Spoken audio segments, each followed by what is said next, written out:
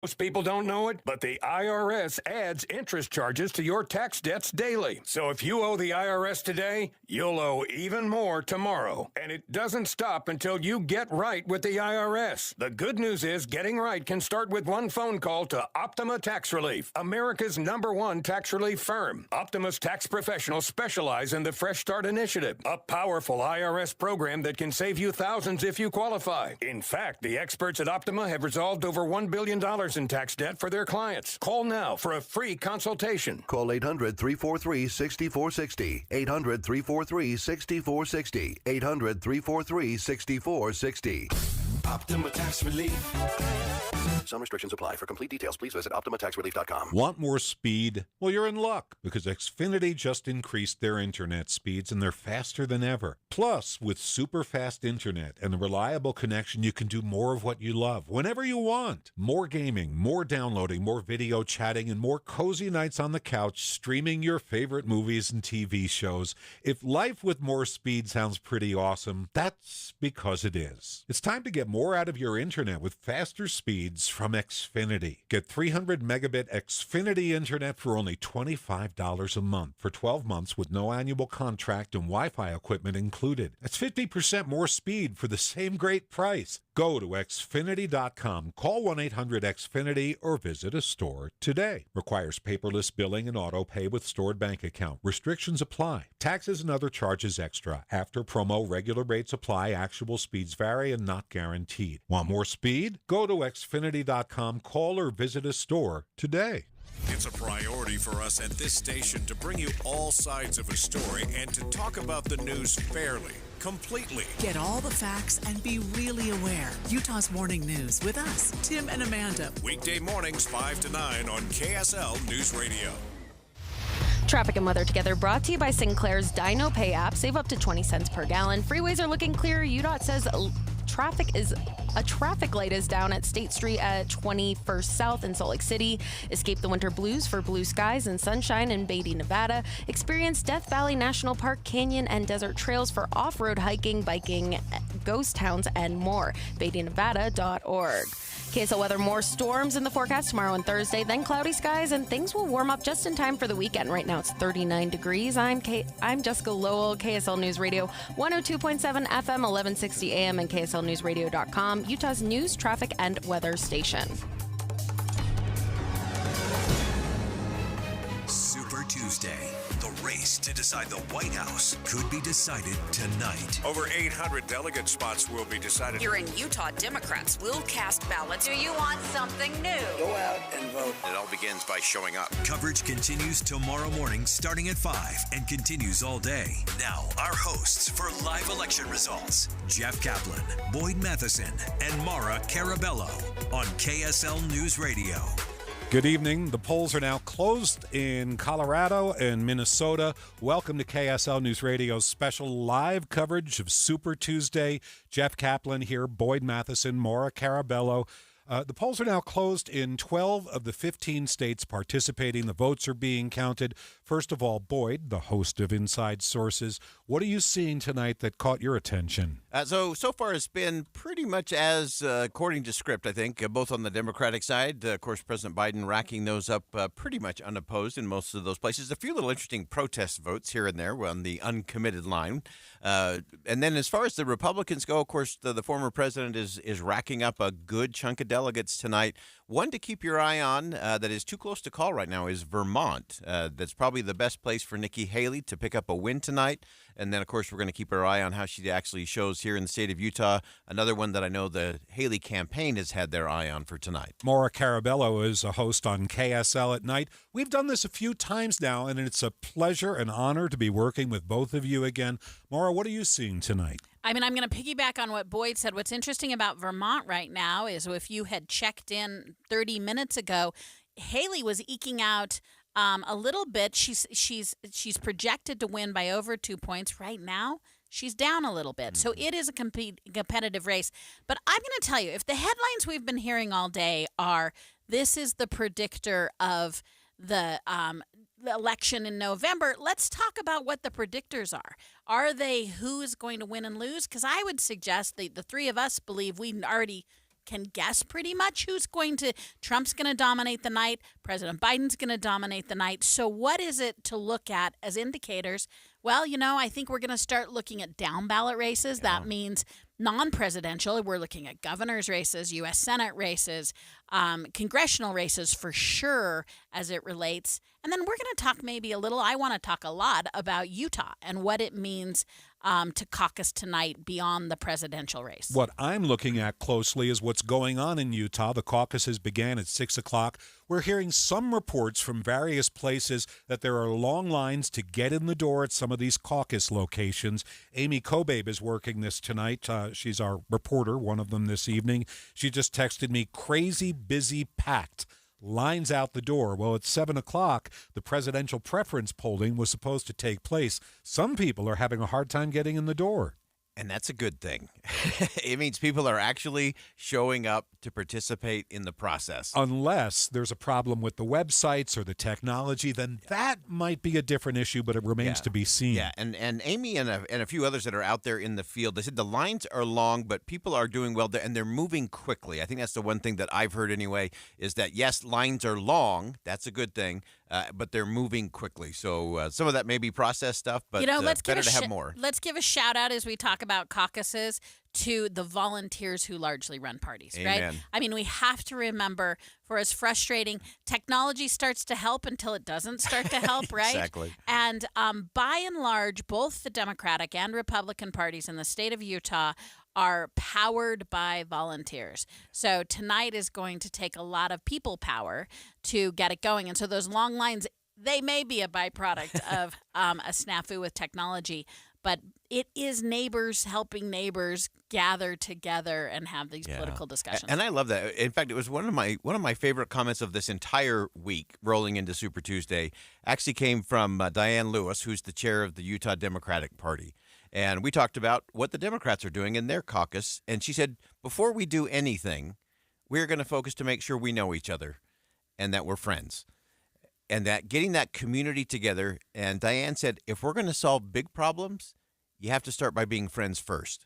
And that goes all the way back to Abraham Lincoln. He said, you cannot influence anyone until they're at least your friend. And I think that's what started tonight. And I think that's important on the Democratic side. I think it's important for Republicans. And technology and slow lines, I will tell you my experience. I actually did mine absentee because I'm sitting here with all of you.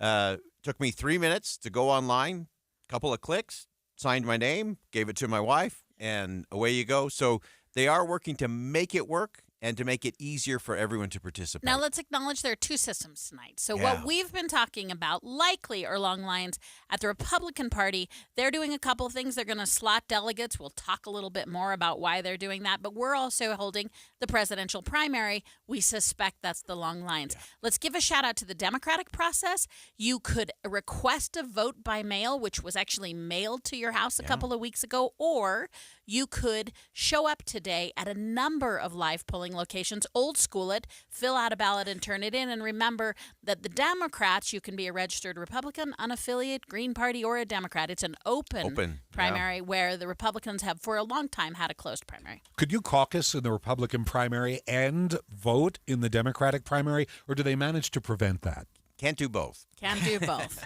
Don't be greedy. Right? Don't be greedy. It's only in Chicago and New York where they say vote early, vote often. True. New Orleans, give it a go, but not in Utah. Maybe Mississippi. So what are we looking at tonight?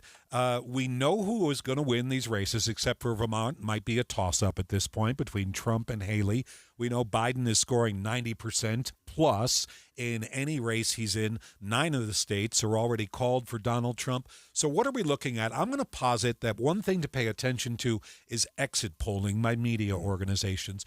Boyd, do you tend to ignore that because it's jaundiced because it's coming from media organizations? Not at all. In fact, there's the most interesting exit polling that I have been following throughout the whole cycle this year has been the number of people who made their decision on who they were voting for more than 2 months ago. More than 2 months ago. And so on the Republican side, even in places like we've seen already tonight, most of them have said over 34% of those people said, I made my decision more than 2 months ago. So all this money, all these debates, all of that stuff didn't really wasn't even a possibility for a needle mover. And so we can get into that in terms of what that means in terms of nuance. The other really interesting thing, and we saw this in South Carolina, we saw it in Iowa, New Hampshire, and we're seeing it play out again tonight, exit polling that shows those that are voting for the former president, the number one issue, the number one reason why they are voting for the former president is because it says he fights for people like me. Mm-hmm. So more than immigration was a single digit. Economy, single digit. Inflation, single digit. Fights for someone like me, 34%. Now, that likely accounts for, if you look at President Trump's performance numbers overall, he has some interesting followers. When you get into minority groups, traditional Democrat or neutral groups have had, in small measure, but for a Republican in large measure, gone for Trump. And I think that is, there's this an affinity, the way he speaks particularly. People often report he doesn't sound like the normal politician. I also want to piggyback on your data comment. As an old political hack, data is where it's at for campaigns. And caucuses and early primaries are so much better for data even than general elections. I think we've reminisced the day where a lot of exit polling doesn't happen at the end. If there's too much vote by mail, actually, which I love, I am for more people voting all the time. But this is a great night. And a couple of nights ago when we saw 3 and 4 others, data mining through actual exit polls, which aren't superficial. They allow you to really talk and get people's opinions. It is so vital to make decisions about what's going to happen with your money and your time next. Let's start with baseline. I think most people listening have never been approached about an exit poll. What happens? Is it you're walking out of the polling place and they say, hey, excuse me for just a moment? Is that what happens? That's about what happens. It's old school process. Some of them now will do it through a text message or say, if you're interested, can I send you a text? And you can get it that way. But a lot of it is old school, again, which I love, having an actual person look you in the eye and say, tell me why you voted for this person. Tell Standardized lists of questions, but what it allows you to do is take verbatims. It allows you to write down exactly what people are saying. Sometimes they give you a multiple choice for ease.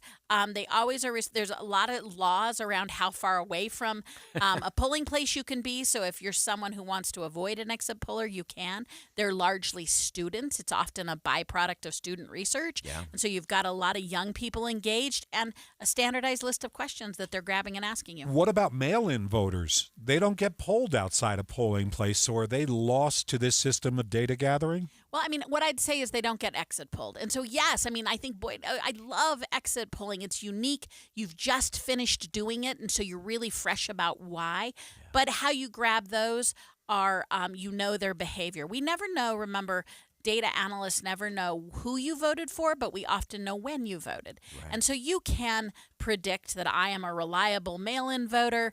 I can call you, and now I'm using traditional. I'm either texting you, or I'm sending you an email, or I'm phone calling you. But I will say it's just not quite the same as exit polling. Yeah, exit polling is the best. Okay, so we've agreed here that data is king to these campaigns. Yet at the same time, on the Democratic side, I was just reading today that for all the data streaming into the Democratic Party, the new strategy from the White House run for re-election is let Joe be Joe.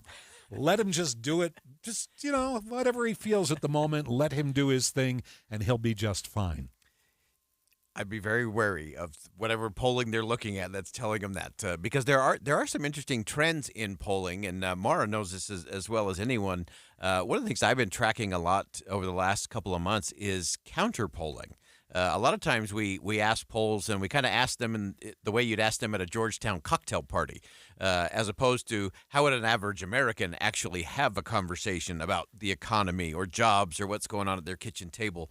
And so counter polling is interesting to me because you get a better feel and flavor for what's actually going on. So what is counter polling exactly? So as you look at counter polling, Scott Rasmussen's done some great work. RMG Research is doing some amazing things around this, and it actually is showing how disconnected things are. So here's one that you'll appreciate. So you could take a regular poll, and you could say, what is the most desirable profession? And you'd have a list of questions. What is it that makes a desirable oppression. This was actually done and reported in all the major newspapers about 6 months ago. Do you know what the number one response was? Best thing to be in America? Mm-hmm. An actuary. Sure.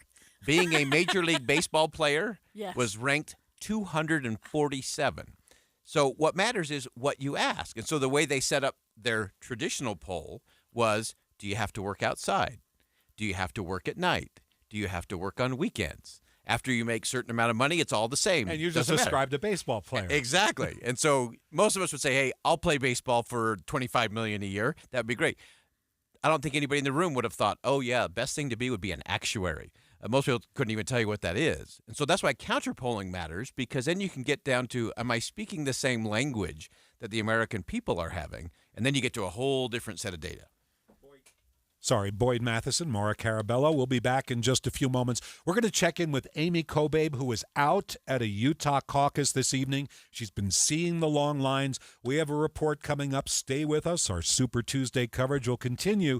You're listening to KSL News Radio. You know KSL is the only news radio for your car, right? The only news radio for your smart speaker. Come here in the morning. It's the latest news and traffic. In the afternoon, news and updated weather. We have you covered at KSL News Radio. Today's vote may seal the race for president. The two major parties in Utah are taking opposite approaches. Democrats will have a primary election. United Utah Party and American Independent Party will also be having their caucuses. It all begins by showing up. Caucus night is the opportunity to do that. Super Tuesday. 16 states and territories vote, and more than 1,000 delegates are awarded. Listen for special coverage today. Plus, get analysis and reaction all day tomorrow. Utah's Super Tuesday Caucus on KSL News Radio.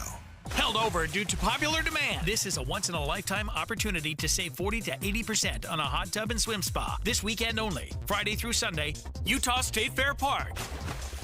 Be advised, this is a once-in-a-lifetime opportunity to save 40 to 80% on a hot tub and swim spa. This weekend only, Friday through Sunday, Utah State Fair Park.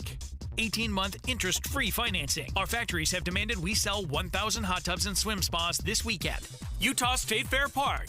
Huge factory incentives, factory rebates, this weekend only. Utah State Fair Park. We can remove your old hot tub. Free delivery of your new hot tub. Hot tub starting at $2,999. Utah State Fair Park. Free delivery of your new hot tub. Just relax and enjoy. Utah State Fair Park. Friday, noon to 8 p.m. Saturday, 10 a.m. to 8 p.m. Sunday, 10 a.m. to 6 p.m. Free admission, free parking, free delivery. Utah State Fair Park. Call 833-SPA-SALE or visit hottubandSwimSpaSale.com. Without the ones like you, who work tirelessly to keep things running, everything would suddenly stop. Hospitals, factories, schools, and power plants, they all depend on you. No matter the weather, emergency, or time of day, you're the ones who get it done. At Grainger, we're here for you with professional-grade industrial supplies. Count on real-time product availability and fast delivery. Call, clickgrainger.com, or just stop by. Grainger, for the ones who get it done. Attorney Joe Cordell. Business owners and professionals face special challenges in divorce court. In addition to everything else going on, they have to contend with allegations that they are earning more than they are, coupled with claims on their business or practice itself. Clients with assets depend on their divorce lawyer's skills in these matters, and that's why it's so important to hire someone that has those skills. Offices in Midvale and Clearfield. 1412 South Legend Hills Drive, Suite 200, Clearfield, Utah, 84015. Online at CordellCordell.com. 7:20 at KSL News Radio. I'm Jessica Lowell at the KSL Elections Desk with your latest Super Tuesday results. Here are the latest results from ABC News. More polls closing on this Super Tuesday. ABC News is projecting that President Biden will win the Democratic primaries in Arkansas, Texas, Maine, Massachusetts, Tennessee, Oklahoma, Vermont, Virginia, and North Carolina, as well as the Iowa Democratic Caucus. Former President Trump will win the Republican primaries in Arkansas, Maine, Tennessee, Oklahoma, Virginia, and North Carolina, a state that he narrowly carried in the 2020 general election. Locally, we're hearing about long lines across the Wasatch Front at our caucus venue. Some of the venues have lines to the door, out the door, and some people are reportedly having issues getting registered. Some callers and texters say servers are down at caucus venues. At the KSL Elections Desk, Jessica Lowell. Learn more about how tonight's results change the race for the White House. Our Super Tuesday coverage continues tomorrow with Tim Hughes and Amanda Dixon on KSL News Radio. Colorado closed at 7 p.m. They've already called that race for Trump. That makes 10 states for Trump. Meantime, he has a 3-point lead, a mere 3-point lead in Vermont, still not called. Minnesota first results are coming in still too early. And Boyd Matheson, Maura Carabello joining me here in the studio. Utahns are at their local caucuses. They are at their local caucuses and getting their way in there. And again, I think it's a great opportunity for people to get together in neighborhoods. And that's where it all begins. And of course, the lines have been a little long. We've been covering that. And I think the big thing is that this is an opportunity to show up and to engage in a process that matters. KSL News Radio's Amy Kobabe is out covering the caucuses, and she's joining us live now. Amy, where are you exactly? I'm at Bingham High School in West Jordan, and I have seen the line that was out the door now go to about 50 people deep to get to the registration desk. I have heard of issues with registration, but everyone here that I've seen get up to that desk has been given an armband, sent to a classroom, and several of those classrooms are meeting with their neighborhood precincts and already getting started, going through the pledge and going through and just doing the process of, meeting and talking about the issues. Some of the people I spoke to say that's why they're here. They want to talk about these issues. They want to have their voices heard. Amy, describe the mood for us. Is it? Are we up energy here? Are we serious-minded? News, sort of civic folks? What's the energy and the mood? I would say the energy is very friendly. It's very optimistic. The people that I've spoke to say that, that even though it's been chaotic, one woman said this is, never seen the lines this long. She was upset about the lines, but still said, but I want to be here, and was very excited about that. So I would say the best word to describe it is excited. It's very energetic, and I haven't picked up on any kind of I've been into some of the smaller precincts as they've been meeting. Haven't heard anything of, people complaining or yelling. There's been no disagreements yet. So no kind of any tension that I've felt. I mean, anything you're picking up, one thing we're always watching for are people who are there for the first time. And young people in particular that might be there for the first time. What's your sense in terms of maybe some people who are showing up and haven't ever been to a caucus before? And then is the youth vote showing up and showing out at all?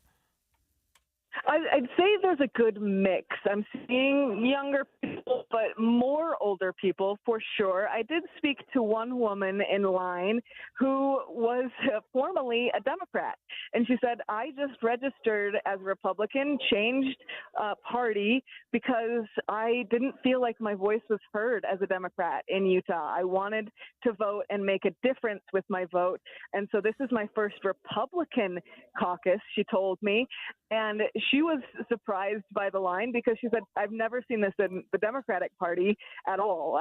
She said, I've shown up before and I'm the only one that shows up to a primary, to a caucus. And so she was excited with all the people here to be a part of that and to change parties just so that she could engage with more people. So, okay, we've been talking all night here about the presidential election, but at the caucus level, there are candidates that are working really hard tonight, local candidates that are trying to get their own attention to slot. Are you seeing candidates? Are you seeing other races discussed other than the presidential? Yes, I'm looking at a big sign for Rich Cunningham set up here at Bingham High, and I've seen candidates schmoozing around. The lines really helped that, actually, because people are waiting there. They have nowhere to go, and so candidates have been walking up and down.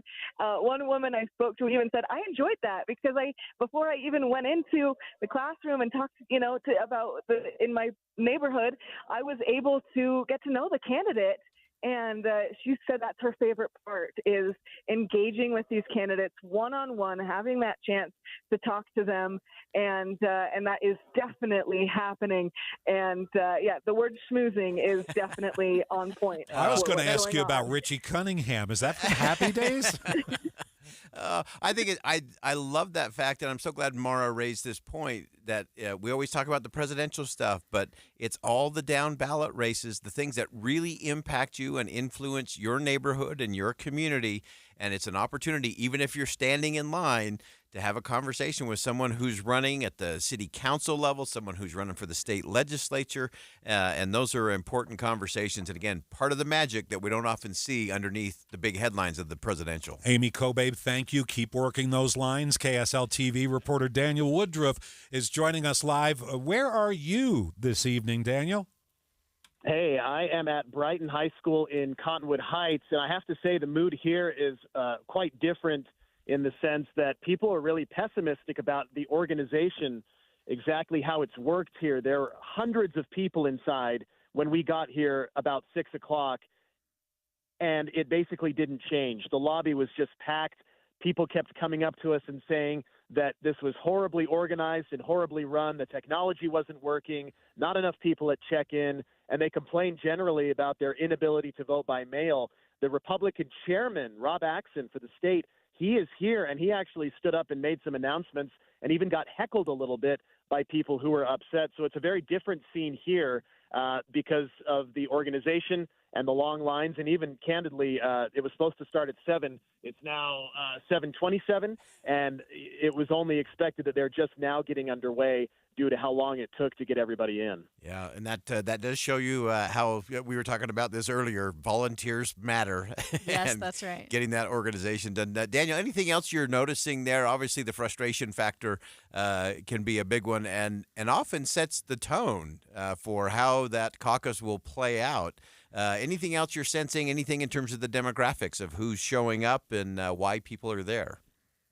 Yeah, I mean, there's a pretty good cross-section. Certainly, a lot of the crowd here is trending a little bit older. I did want to just note that I talked to the state chair, Rob Axon, about this, and he defended the process. He believes it is going well. He did note that some volunteers didn't show up. He also said that some people were a little confused about emails they'd received or how the instructions were given.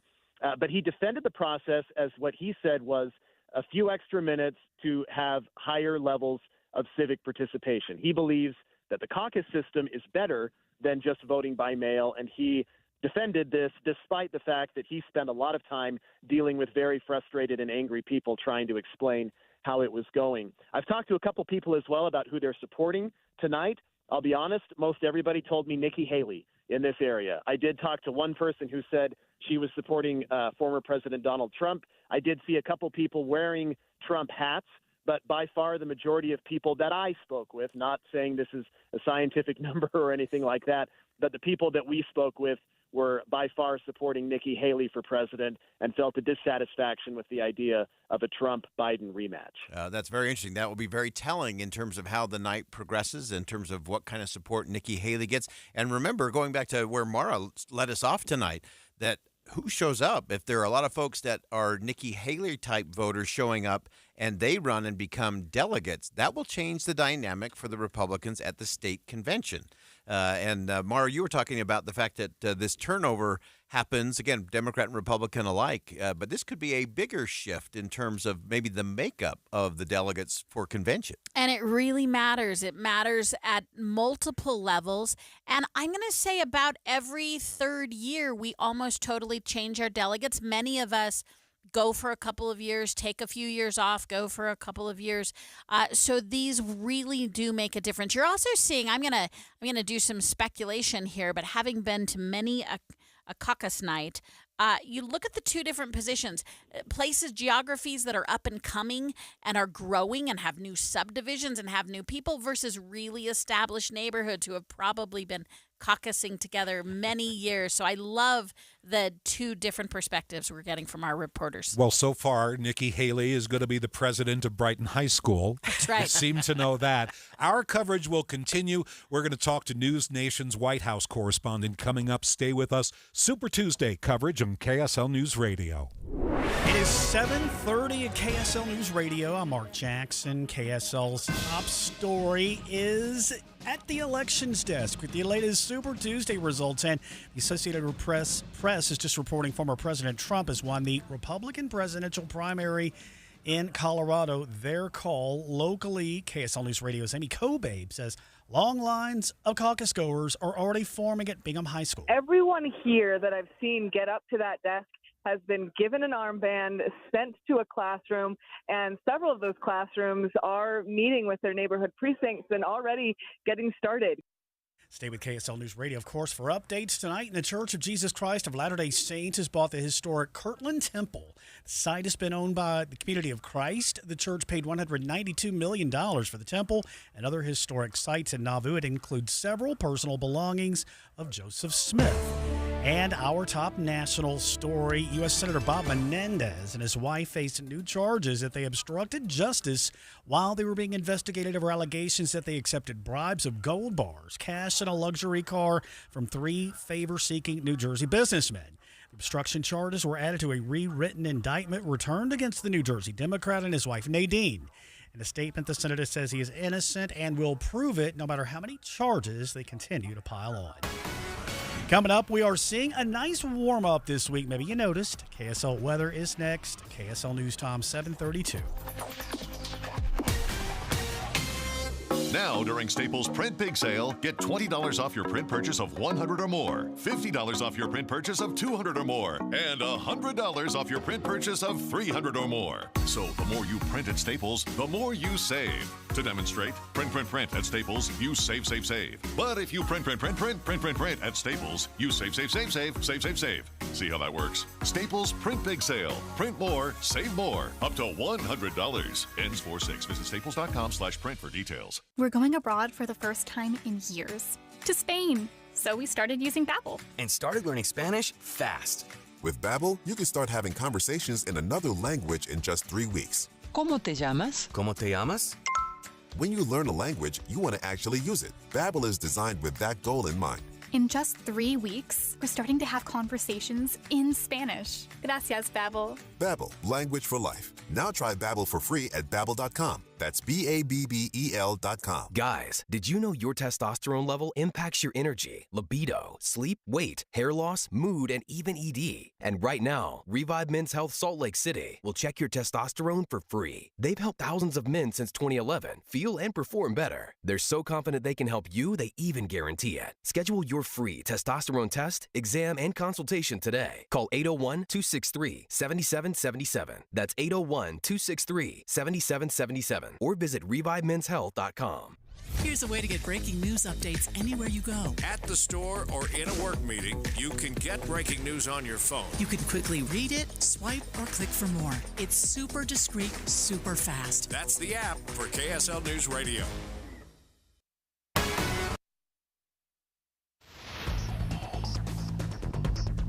Traffic and weather together brought to you by Sinclair's Dino Pay app. Save up to 20 cents per gallon. So I am noticing one wreck right now. Just reported northbound I-15 in the valley, right up about 1300 south. I do not see any delays between South Salt Lake and heading into downtown. Well, valley weather has been fairly nice. We've had a nice warm-up this week. 53. How'd you like that tomorrow? 40s on Thursdays. We could have 40% chance of a rain-snow mix. It's 46 now. It's 7:34. I'm Mark Jackson on KSL News Radio, 102.7 FM, 1160 AM, KSLNewsRadio.com, Utah's news, traffic, and weather station. Super Tuesday. The race to decide the White House could be decided tonight. Over 800 delegate spots will be decided. Here in Utah, Democrats will cast ballots. Do you want something new? Go out and vote. It all begins by showing up. Coverage continues tomorrow morning starting at 5 and continues all day. Now, our hosts for live election results, Jeff Kaplan, Boyd Matheson, and Mara Carabello on KSL News Radio. We've been hearing long lines are all over the place at Utah Republican caucus sites. We don't know if it's really snafus, volunteers not showing up, but people are a little bit edgy still. Boyd, Mara, they're not going to go home and say, never mind this voting thing tonight. Oh, they're going to love it. They're going to stick it out, and then they're going to complain about their civic duty for the next week. It's just as it was intended to be. And it's an important part of that process. It is. It's a bonding moment with your community. Is part of it. You stand. It's like paying taxes. Like we all complain about it. We all do it. And then we all just move on. I had a really interesting conversation today with a guy by the name of Sam Daly Harris, who wrote a book called Reclaiming Democracy. And he just talked about how important it is that we get past just the transaction. And voting itself, in most states, is a transaction. You just do it. You can mail it in. You just do it. It's a transaction. But he says if we want transformation in the country, that's based on relationships. And so it is one of the things that I love about the system we have here. The dual track system in Utah helps us to have more relations, not just transactions, because it's not enough. We always say your biggest duty is to vote. That is true. But it's also to be an informed voter, to be a connected voter, and to be a voter who can advocate and actually know who your representative is, be able to call your representative and advocate for things that you care about. But that requires relationships. And so I think that's an important thing we've got to remember in all of this is transactions alone are not going to cut it for the country. The gift of democracy is to be engaged. The other thing that it does, I say, as sometimes a grumpy person, it makes you less grumpy. I mean, even just being able to actionalize, to verbalize yourself, to take a stance.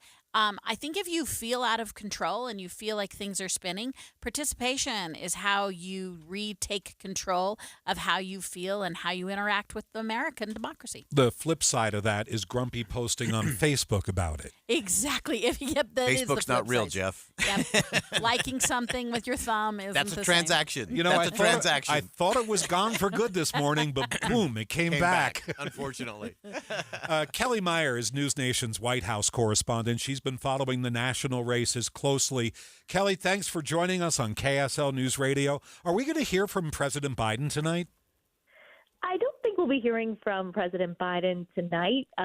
He really has been cleaning up as expected in these nominating contests on Super Tuesday, something that they were anticipating. I actually was just looking at a tweet from Dean Phillips, who sounds a bit frustrated that he said Biden, Marianne Williamson, Nikki Haley, and Uncommitted are all doing better than he is tonight.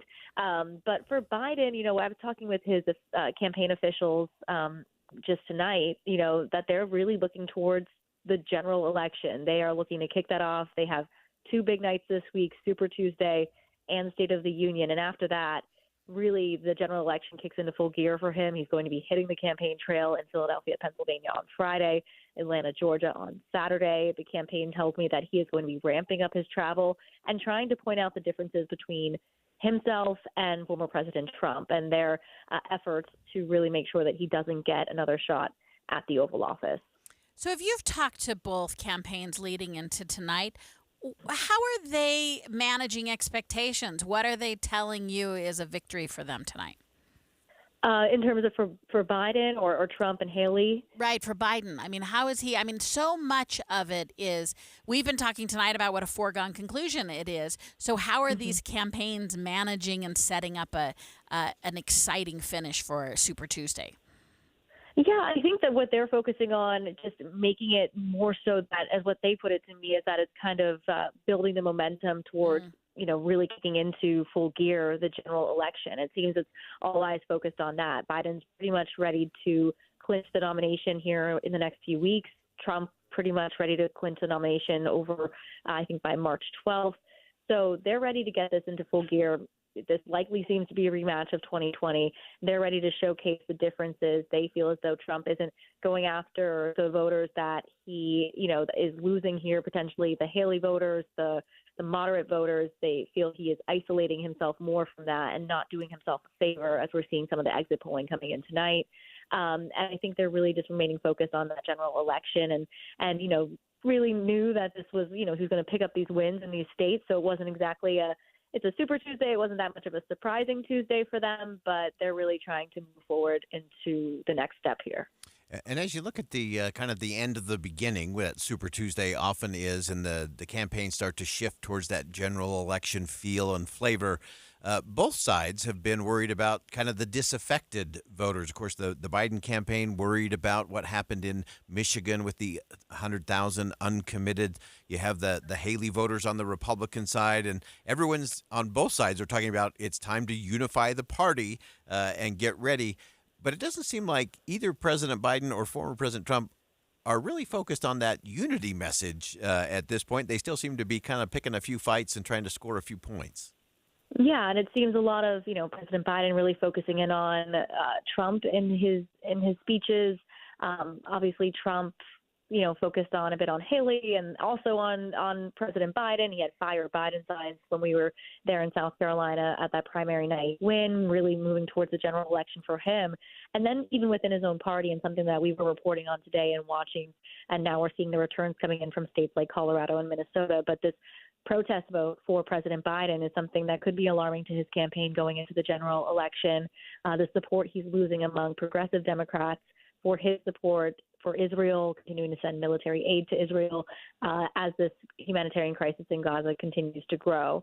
And that's something that I believe the White House is watching. I tried to ask the campaign if that's something they're concerned about. They said uncommitted is not a new phenomenon. And that while, I tried to say that there were 100,000 Michigan voters that voted for uncommitted in the primary just last week, they were saying, well, there was this many that voted for Biden. So they're trying to look at it as, that it isn't going to be as really as have many implications on their campaign as they think, but it could be a problem for the campaign going into November. Kelly, we're speaking with Kelly Meyer, News Nation's White House correspondent. I was reading a New York Times piece today that said the new strategy with the Democratic campaign is let Joe be Joe. Just whatever he does, he's Joe, and that's great. They have the confidence in him, and he has the confidence in himself to bring this home. Are you seeing any sign of that at the White House? Yeah, I would say probably two examples are with them ramping up the travel, they're going to try to do more of these small hometown stops. We saw that when we were in East Palestine.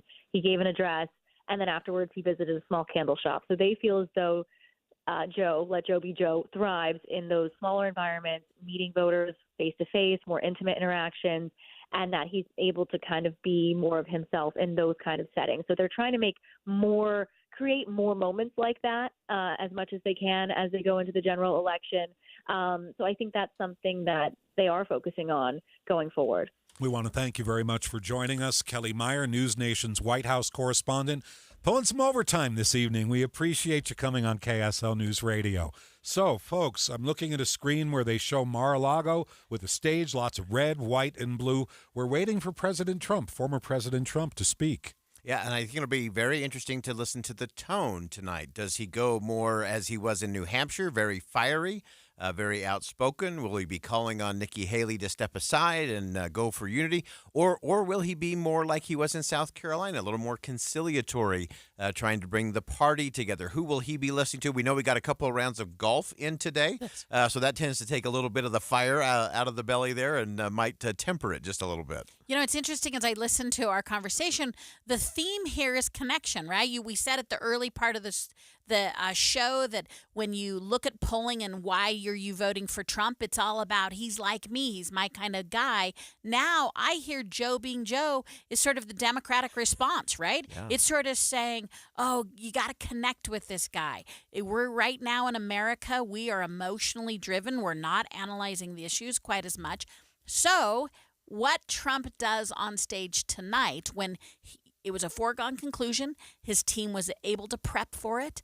They knew what would happen when he came out. They already knew the mood and the tone. Who's going to show up? Firebrand guy, take no prisoners guy? Or is it going to sound and look a little presidential? Also, Kelly made a great point. I mean, remember, Biden has a big opportunity on Thursday to show us who he is by being president of the United States, giving the State of the Union. Yeah, and I actually think that his State of the Union address is the kickoff to the Biden campaign. And it will be very fascinating to see whether he goes like he did last year, kind of poking and prodding at members of Congress, the Republicans in particular.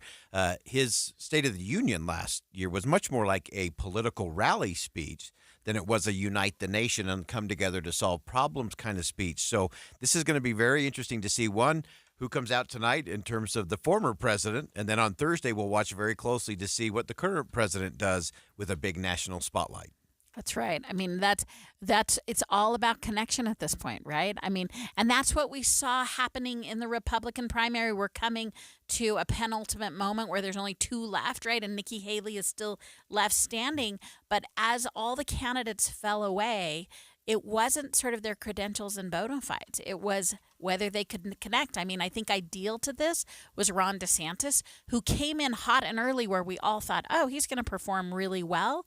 He wasn't connecting with the Republican voter. So are we writing off Nikki Haley tonight? President Trump has won 10 states already this evening. Is she done? I'm still giving her a shot in Utah. We are hardcore Republicans, but we also think character matters here more than other states. And I think Haley has been organized here. The other thing we just got a notice from Ali Isom, who is her state representative here, and she's saying they're sending out people to do poll watching. I mean, I think part of this process is so interesting. It mirrors a little mini election. So Haley's folks are out and about. I'm still saying she's got a shot tonight. Yeah, I think she does have a shot here in the state of Utah, and if she scores in Vermont, it looks like she still has a shot at doing that. I think she stays in the race a little longer. When I had the chance to sit down with her last week when she was here in state, I ask every candidate the same question: what makes all of this worth it, even if you come up short? And she gave one of the best answers I've heard from anyone from presidential ranks all the way down to city council. When I asked her that question, what makes all of this worth it? She said, I'll take the hits, I'll take the blows, I'll take the bumps and scrapes if it allows us in the country to have a different conversation about the future of the nation. And I think she'll stay in and continue that conversation past tonight. Boyd Matheson, Maura Carabello, we're pleased to be with you this Super Tuesday evening live on KSL News Radio. Stay right here. The Utah State Republican Party chairman will join us live in just a few moments. Current events can have a lot of moving parts. Our job is to make it easy to keep up. You're part of a bigger world, so spend 15 or 20 minutes here and be part of it. Join us weekday mornings between 5 and 9 on KSL News Radio.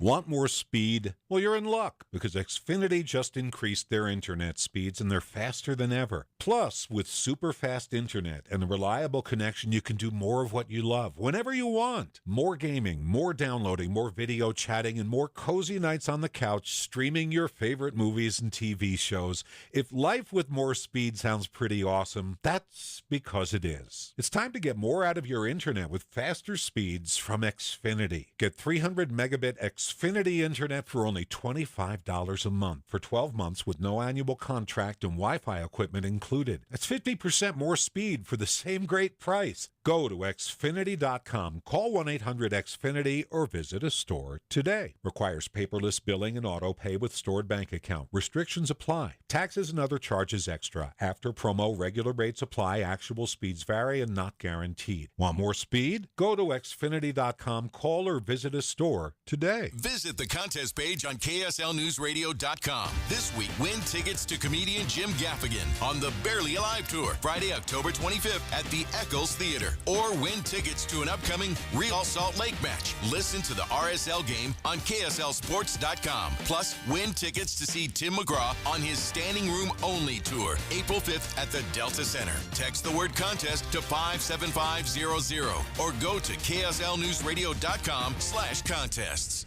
Furnishing our living spaces hasn't changed much in decades. Until now. Euromax authentic European furniture starts with the room. Cabinets, sliding doors, dressers, and desks that are as smart as they are sleek and modern. Combining classic European design, exceptional quality American craftsmanship with convenience, comfort, and technology. Euromax declutters your space, designing entire walls of elegant, smart, and stylish storage, taking beautiful advantage of every inch. Living rooms, bathrooms, kitchen, and bedrooms. Features like concealed wiring, built-in charging, integrated lighting, automation and tech. Sustainable, eco-friendly furniture built for your lifestyle without compromise. Construction, finish, and hardware feature a lifetime warranty. Prepare to be excited about your living space. See it in action at EuromaxFurniture.com. EuromaxFurniture.com. Euromax, built for you. It is 7:50 at KSL News Radio. I'm Mark Jackson at the KSL Elections Desk. Utah Governor Spencer Caucus tweeting on X, formerly known as Twitter. He is excited to be at his neighborhood caucus taking place tonight on Super Tuesday in Fairview.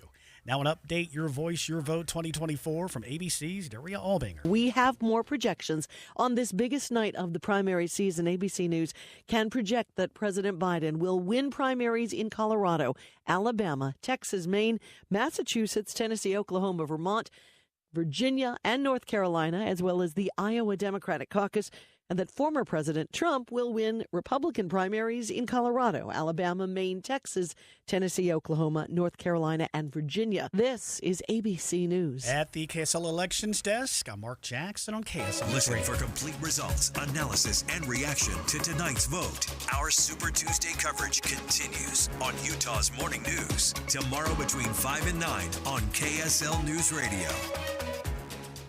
Welcome to KSL's Super Tuesday coverage. Jeff Kaplan, Boyd Matheson, Maura Carabello, and I just spent a minute Googling, not quite a deep dive, figuring out who Jason Palmer is. Anybody? Jason Palmer? Well, of course, he's the leading candidate to take on Joe Biden in American Samoa. Yes. Exactly, the well-known Jason Palmer. Yeah, apparently in American Samoa, Joe Biden has lost the race this evening. He is yielding to Jason Palmer, who is described as a tech investor, and in all his photographs, he's playing a trumpet. So there you go. Have we heard a concession speech from the Biden campaign? I don't know if President Biden's still awake at this late hour. It's about 10 o'clock at night. So our coverage continues at KSL News Radio. One of the things we've been watching is long lines at some of the places where caucuses are taking place. On the Republican side this evening, people are having a hard time getting through the door. There were whispers here and there. We heard from our reporters about possible tech issues. Robert Axon is joining us live, and I believe Diane Lewis as well. Robert is the chairman of the Utah State GOP. Are you at Brighton High School this evening? Yeah, that's correct. It's good to be with you guys, and I'm here at Brighton High School as we speak. Rob, give us an overall projection. We know that there were some slowdowns there at Brighton, getting people in the door. But give us, as you look at the entire state, what are the reports coming into you as the state party chair in terms of participation and process? Yeah, so we have excellent turnout, which is a fantastic thing. And sometimes the abundance of riches of having a good turnout also creates a couple of curveballs that you have to navigate. And there was a handful of locations, including here at my caucus, where we had a choke point and we had to pivot and navigate that. But it's exciting to see the sheer volume of people who are engaged and excited about having their voice be heard. So, Rob, I want to ask you about the hottest Utah race in my mind, which is going to be the replacement for Mitt Romney, the U.S. Senate seat. We have a heavy-hitting field. We have some well-known candidates. We have name recognition, and we have some resources. If this is the first stop on the journey, how organized are you seeing the Republican candidates who want to be the next U.S. Senator from Utah? Yeah, I think you've got it's a crowded field. There's 11 candidates who are vying for the nomination, and they're doing an excellent job of going and engaging. And right now, in their kind of calendaring of things, caucus should be and is for most of those campaigns a critical part of their strategy. So I think what will be the key question of where we see momentum build in that race is really who can make the most out of pivoting from the caucus turnout to the engagement of delegates. There's a wonderful opportunity between caucus and convention to engage with 4,000 delegates around the state, which can really do quite a bit to grow momentum for a candidacy. So you're not seeing as many campaign materials tonight. You think they're really going to click in once the delegates are already selected? Yeah, I think they're trying to get their name out there, but really this has been a competitive race for a while, and I think Utahns are seeing a number of the names that are out there in that specific race. So I would anticipate those who are elected as state delegates will start to hear directly from these campaigns in the days ahead, and they will certainly have a number of weeks to engage and vet the various candidates to which they get to look to. All right, Rob Axon joining us from the Republican side of the aisle. Really pleased to have joining us now on the program Diane Lewis from the Democratic Party. And we're hearing some good numbers on some of the Democratic caucus events tonight. Diane, welcome to the show and give us an update. What are you hearing? I am hearing some amazing. So what we did, we had pre-registration for all the caucuses across the state, so they could pre-register from a link, of course, and then what they would do is when they came to check in, I'm at my caucus meeting, which is at Midvale Middle School right now, but when they would come in, all they had to do was say, hi, I'm Diane Lewis, and show the ID, and then they would say, thank you, here's your precinct number, and go to your seat. And it was so simple, so amazing. And what we've done is we have well over 3,000 delegates that have pre-registered and checked in. So we are so excited for the turnout this year. So what are the hot topics tonight at the caucuses that you've heard? So it's pretty exciting. We've had quite a few here at my caucus. We've had quite a few of the candidates. We had our Representative Stoddard is our representative, and then the council race was great because all three of the council at-large seats, that is Jim Bradley's seat that's open, they've all three been here, which is exciting because they're talking too. So, here in Salt Lake County, we got a lot going on. And so that's a lot of it. And, too, we had some people talk about the legislature and how divisive it's gotten and how we really need to change our one-party system to a two-party system in the state of Utah. So let's talk, Diane, for a second about the results of the Democratic presidential election. We all had a chance to either mail in our ballots if we wanted to vote in the Democratic primary, or we could go to the ballots today. When do you expect we'll see some results? I would think probably usually the first drop is around 9 o'clock. So I would think that we should be hearing something before, around 9:30. And do you expect we'll know? I think you'll expect that we'll have bankable results this evening. Oh yeah. I'm sure that President Biden will take Utah. Yes, I'm sure that is in fact true. Hey, so while we have you, what do you think Joe Biden needs to do for Utah in the next several months to get some traction here? I think what he needs to do is come and see us.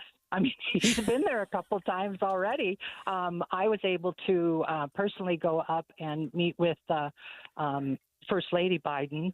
She's amazing. And also, this is really exciting, but I got a call today from Vice President Kamala Harris, and a personal call because we're a Super Tuesday state, and that was just so exciting. So I think just reaching out and talking to us all, and and then us talking to our constituents across the state, and I think that we're going to be good. We're going to be really good. I am so excited about our year ahead. Diane Lewis, the chair of the Democratic Party in the state of Utah, thanks so much for joining us on Super Tuesday evening. And whoever is staffing the vice president, bonus points for doing a live call into a state party chair. Love that. That's a great way to wrap up hour number one. Yeah, our Super Tuesday coverage continues. We know the Democrats plan their first drop of votes 9 o'clock, an hour from now. The Republican Party, the caucuses, are in a little bit of chaos getting the voting together. We might not see any numbers for quite some time, so stay with us at KSL News Radio. Our coverage will continue. Mara Carabello, Boyd Matheson. I'm Jeff Kaplan. Stay right here.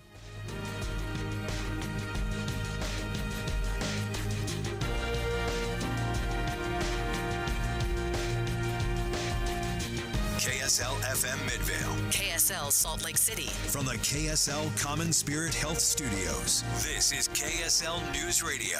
Utah's news, traffic, and weather station. It's 8 o'clock at KSL News Radio. I'm Mark Jackson with your latest Super Tuesday results from the KSL elections desk. And we are getting word tonight about long lines now from Copper Hills in West Jordan, where we are hearing that there is a huge wait to check in for caucus goers there. Also, absolute chaos at Alta High School for District 42 caucus as people are unable to register due to the system crashing. This from some of our listeners.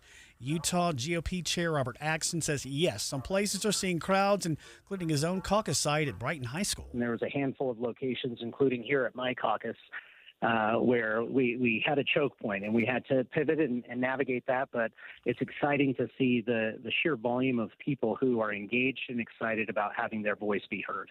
Former President Trump now projected by the New York Times to have won 11 of the 15 states taking part in Super Tuesday. Stay with KSL News Radio, of course, all night for updates. Drilling for uranium is taking place just outside the border of Bears Ears National Monument. The Bureau of Land Management approved the drilling in December, and 2 Canadian companies went right to work. This mining location is very close to critical habitat and suitable habitat for the Mexican spotted owl, which is a threatened species under the Endangered Species Act. Southern Utah Wilderness Alliance legal counsel Hannah Larson says the companies have more than 300 mining claims in the area. The drilling is just across the street from the boundary of Bears Ears in a culturally and environmentally sensitive area. SUWA is considering its next moves on the matter. Coming up, traffic running along pretty well tonight. Weather, we're in a bit of a warm-up this week. We'll get traffic and weather together check for you next. KSL News Time, 8:01. Held over due to popular demand. This is a once-in-a-lifetime opportunity to save 40 to 80% on a hot tub and swim spa. This weekend only, Friday through Sunday, Utah State Fair Park. Be advised, this is a once-in-a-lifetime opportunity to save 40 to 80% on a hot tub and swim spa. This weekend only, Friday through Sunday, Utah State Fair Park. 18-month interest-free financing. Our factories have demanded we sell 1,000 hot tubs and swim spas this weekend. Utah State Fair Park. Huge factory incentives, factory rebates, this weekend only. Utah State Fair Park. We can remove your old hot tub. Free delivery of your new hot tub. Hot tub starting at $2,999. Utah State Fair Park. Free delivery of your new hot tub. Just relax and enjoy. Utah State Fair Park. Friday, noon to 8 p.m. Saturday, 10 a.m. to 8 p.m. Sunday, 10 a.m. to 6 p.m. Free admission, free parking, free delivery. Utah State Fair Park. Call 833-SPA-SALE or visit hottubandSwimSpaSale.com. Social Security is with you through life's journey from birth to retirement. As your life changes year to year, so do your needs. For over 80 years, Social Security has helped to meet your needs and is committed to improving access to the services that make a difference in your life. Today, you can verify your earnings, estimate your future benefits, apply for retirement, manage your benefits, and even change your address, all from the comfort of your home. Social Security's online services help put you in control with secure access to your information anytime, anywhere, allowing you to spend more time with family, friends, or simply just enjoying the day. Social Security, securing today and tomorrow. See what you can do online at socialsecurity.gov. Produced at U.S. taxpayer expense. News doesn't just mean information or dates. It's the story of our local history being told in real time. Be a part of the story. This is Tim Hughes and Amanda Dixon. We hope to be a part of your story. We have you covered on KSL News Radio. Traffic and weather together brought to you by Sinclair's Dino Pay apps. Save up to 20 cents per gallon. Good driving right now for Caucus going tonight and Valley weather. I guess it could be maybe a little warmer. Going down to 36 tonight. Tomorrow, beautiful day, kind of like it was today, except for maybe plus about 4 degrees. Wednesday, we'll see some sunshine at 53. We're not doing too poorly right now. 45 downtown at 8:04. I'm Mark Jackson on KSL News Radio, 102.7 FM, 1160 AM, and KSLNewsRadio.com, Utah's news, traffic, and weather station. Super Tuesday. The race to decide the White House could be decided tonight. Over 800 delegate spots will be decided. Here in Utah, Democrats will cast ballots. Do you want something new? Go out and vote. It all begins by showing up. Coverage continues tomorrow morning starting at 5 and continues all day. Now, our hosts for live election results, Jeff Kaplan, Boyd Matheson, and Mara Carabello on KSL News Radio. 12 of the 15 participating states on Super Tuesday have gone for Trump. What we're waiting on is Utah, and we might not hear our results until very late tonight, maybe tomorrow morning from the Republican Party. I'm Jeff Kaplan. He's Boyd Matheson. She's Mara Carabello, and this is Super Tuesday election coverage. We want to thank you for listening, folks. What are you seeing? You know, I'm going to stick with what we keep talking about, and Utahns are turning out to participate tonight. What's Yay. interesting is both parties are. I heard from a delegate friend who's in the Avenues who said in his Democratic caucus he had 175 participants there. I think there is a contested House race, but I asked what they were talking about, and he said just local politics and all of the local issues going on, and then all night long we're just hearing about the turnout and the packed House and the lines that is the Republicans. Yeah, and I want to stick with what Mara is talking about because these down ballot races, it is so easy to get so obsessed with just what's happening on the presidential level, but what's happening in these precincts tonight matters. It'll impact the makeup of the Utah State Legislature. It'll make up county councils and city councils, all of these, and it will really determine the makeup of the state conventions for both the Democrats and the Republicans. And what I loved that we caught earlier from Amy Kobabe was this idea that you have a lot of these candidates, these down ballot candidates that are working the lines, that are talking to their constituents and their potential voters. And that's what a sticky process is all about. It's relationships, not just a transaction of showing up and casting a ballot. Yeah, maybe we'll give you a sense of the numbers, too, of who gets elected, so to speak, tonight, what their roles will be. And when you look next, we heard from both chairs that we're looking next to the convention season. There's only a few thousand. There's about 4,000 on the Republican side, just under 3,000 on the Democratic side, and they are going to choose, as you suggest, Boyd, a lot of different candidates for us. We are seeing our first results from the Democratic primary here in the state of Utah for president. Anybody want to guess? Maura, Boyd? Ooh, it's a tough one. Well, maybe we can guess what percentage. Joe Biden. I'm going to say 92. 89%. Oh, he underperformed. 89% of the vote. We could play games. It's all with about this. Expectations, Jeff. Exactly. Second place, by the Mara's way. in trouble. Marianne Williamson in second with about 4% of the vote. Dean Phillips, 3% of the vote, and like that. Nothing unexpected. But this is with 3 of 29 localities reporting. We're talking about 40,000 votes or so have been tabulated. Yeah, and again, these are important things. And you can say, oh, well, it's a no-brainer. Of course, President Biden was going to win. But I want to go back to our last conversation. The fact that Diane Lewis, the chair of the Democratic Party, got a personal phone call from the Vice President of the United States, that shows you it's a big deal. And, it kind of works. We have breaking news at KSL News Radio. The Associated Press has just called the Democratic primary in the state of Utah for Joe Biden. Craig, yeah, congratulations to Joe Biden there. Pulled it out at the end. He can raise a glass and have a little celebration there. But I do think it's important, and I think it says something about this whole idea we keep coming back to tonight on the connectedness and how important that is going to be in a country that has become very populist on both the left and the right, in terms of at least people proclaiming they're populist. Mm-hmm. Not many of them actually are. But that personal connection matters. And the fact that Kamala Harris was making personal calls today to state party chairs in 15, 16 different states, that says something in terms of staffing. It says something in terms of their commitment to actually make those personal connections, because those personal connections, we'll talk about this throughout the year. This will be the voter turnout the vote efforts that Mara is always telling us What about. is the value of that? Because I can see many people in this listening audience say, oh, Kamala Harris made a phone call to a Democrat. What's the big deal? Explain to us, what is the big deal? So remember where we started the night tonight, Jeff. Volunteers. Volunteers doing the hard work and heavy lifting that is campaigning in this country. And when you have a closely divided nation, we'll have a very closely contested election, one way or the other. We've seen it in 2016. We saw it in 2020. It's going to be close. And so the work of the state party chair, the work of those district chair people, that could make the difference in some electoral votes that will ultimately decide who is sitting in the White House. And it indicates passion at a grassroots level because, as Boyd suggested, they felt a connection. Why does that matter? Democrats are going to really lean heavily on some key issues. We've talked about abortion in the past. We've talked about other social issues.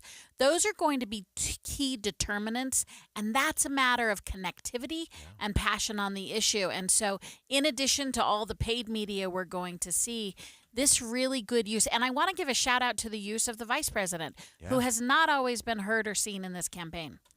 Well, right now, one of the things that we've seen a lot of passion about is the Utah Republican caucuses, mostly people trying to get in the door and get their vote counted. KSL News Radio's Amy Kobabe is out at Bingham High School, I think. Amy?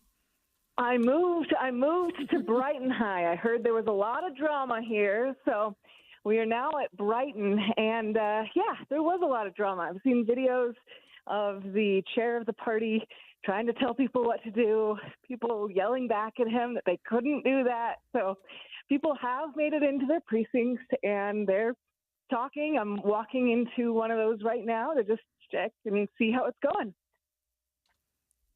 So, Amy, any differences in this one? Are you seeing? I love the question of who showed up tonight. What do they look like? How old are they? How engaged are they? What are you seeing?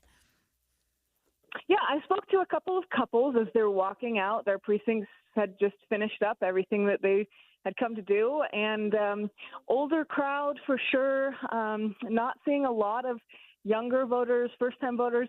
Of course, this is in the middle of the city, and a lot of people. I remember when I was in college in 2016, and it was all college students when I went to a caucus, right? And so a lot of those younger, maybe first-time voters are going to be in Provo. They're going to be in Logan for the first time. So we are seeing some older voters, but these people are here. They're passionate about this. Even though there were issues with getting in, as people were exiting, it was worth it.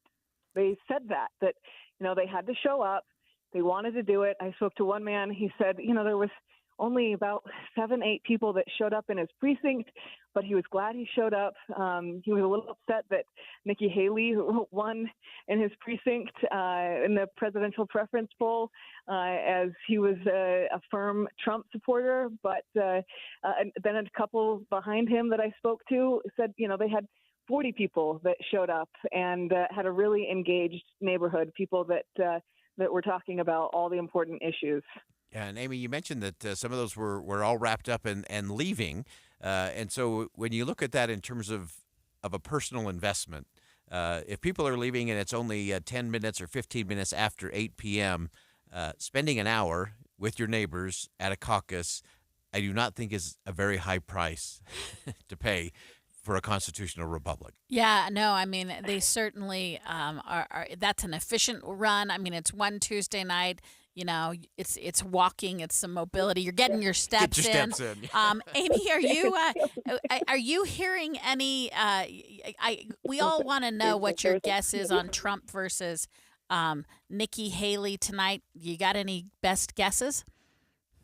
I wouldn't want to get it wrong, but what I've picked up from people as I've done my very non-scientific poll myself is there's a lot of Trump supporters, but Nikki Haley's not alone, as she's got some support in this. She has people that are showing up for her and is excited. So I think that the night is going to show a lot of Trump support, but maybe more Haley support than we were expecting. I think you're waffling.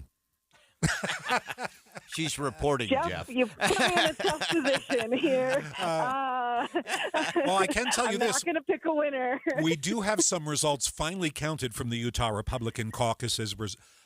Just a handful of votes. Donald Trump with 87, not percent, 87 votes. Okay. Nikki Haley with 60, so that's 58 to 40%. But a total of 149 caucus votes have been counted thus far.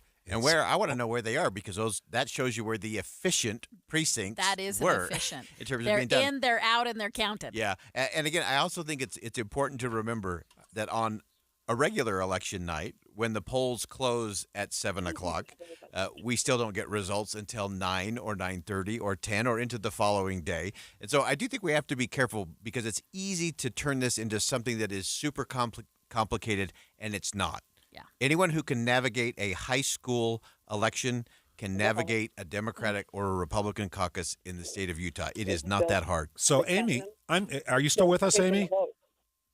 I'm still here. Okay, I'm just curious. President Trump, former President Trump, is going to come out to the stage in Mar-a-Lago and speak.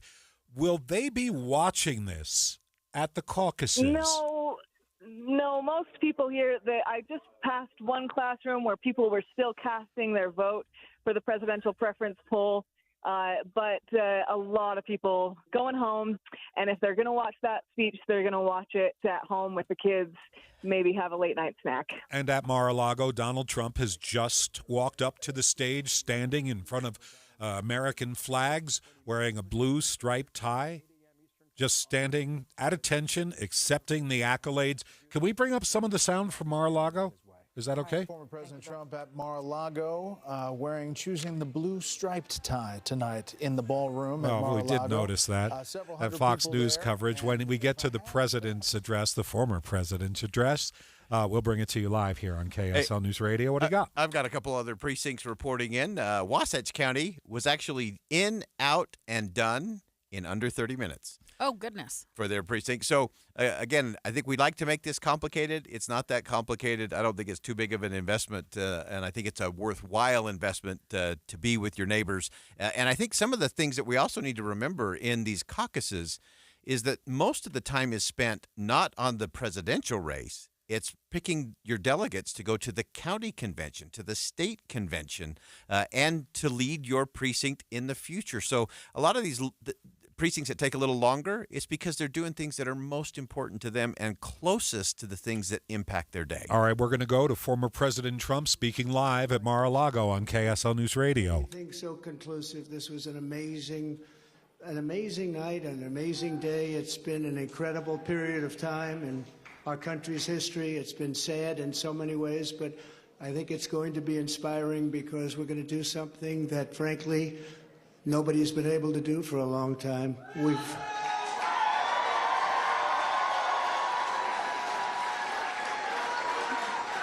We've watched our country take a great beating over the last 3 years, and nobody thought a thing like this would be possible. We wouldn't have Russia attacking Ukraine. We wouldn't have Israel being attacked. Iran, as you know, was broke. When I was running things, they were broke. They didn't have money for Hamas. They didn't have money for Hezbollah. We had no inflation. Inflation is destroying the middle class. It's destroying everything. Inflation, if you look back over the history, hundreds of years back, inflation is called a country buster. And that's what it's doing to our country. What's happened with inflation has been unbelievable. A lot of people say, a lot of experts have said the stock market's the only thing that's doing well, and that's doing well because our poll numbers are so much higher than Joe Biden's.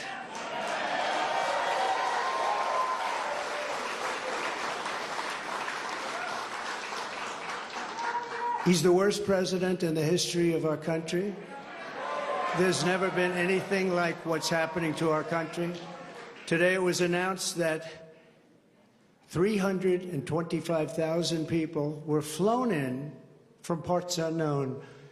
Migrants were flown in, airplane, not going through borders, not going through that great Texas barrier that I was with the governor of Texas, Greg Abbott, the other day, and we were looking at the job they're doing. But in the meantime, they're pouring into California and they're pouring into Arizona because those governors aren't doing anything. They're doing nothing. But today it was just announced before I came out. It was unbelievable. I said, that must be a mistake. They flew 325,000 migrants, flew them in over the borders into our country.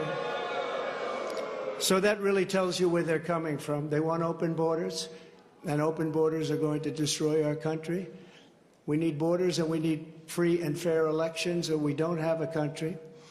This is an incredible group of people.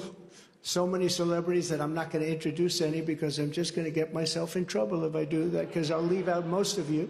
But this is a room chock full of incredible, talented people, like some of the guys standing right in front of me, right? Big futures, big, fat, beautiful futures. Oh, I'd love to be your age. I'd pay you a lot of money to be your age. But we have some tremendously talented people in this room, including tremendously talented political people that have helped me right from the beginning. We had the safest border in the history of our country. We built 571 miles of wall. We had Mexico supply us with 28,000 soldiers because we We wanted them, that's why. And they said, we won't do that. I said, yes, you will, you will. And in the end, they did. It was an easy negotiation, but we had the safest border, the best numbers we've ever had, and now we have the worst numbers probably in the history of the world.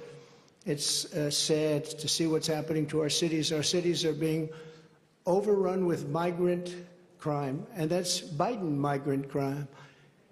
But it's a new category of crime, and it's violent, where they'll stand in the middle of a street and have fistfights with police officers, and if they did that in their countries from where they came, they'd be killed instantly.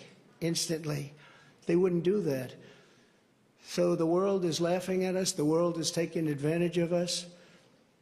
3 years ago, we were at a level, we were energy independent. We were going to be very shortly energy dominant, and today we're getting oil from Venezuela. Can you believe it?